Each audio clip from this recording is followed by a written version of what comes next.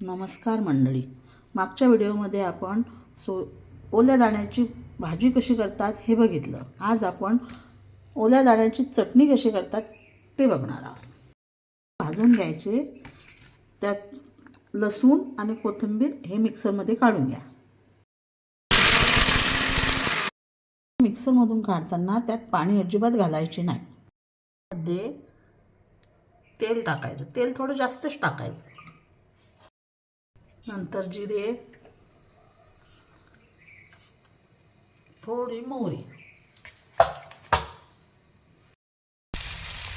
तेलात कांदा टाकून परतून घ्या. नंतर टोमॅटो घाला.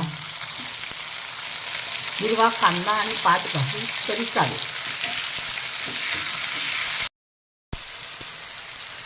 हळद, चवीनुसार लाल मिरची पावडर चांगलं परतून घ्या. नंतर दाण्याचं वाटण टाकून छान परतून घ्या.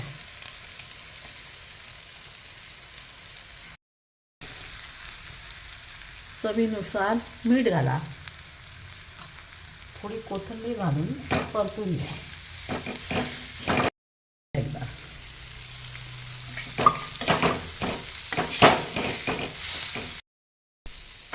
झाकण ठेवून थोडा वेळ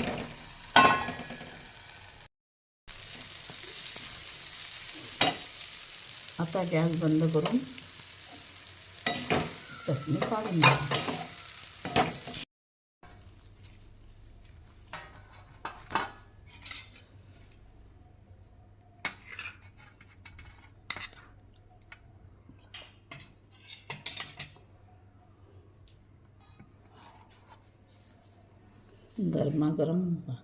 गरमागरम भाकरीसोबत झणझणीत चटणी खायला या.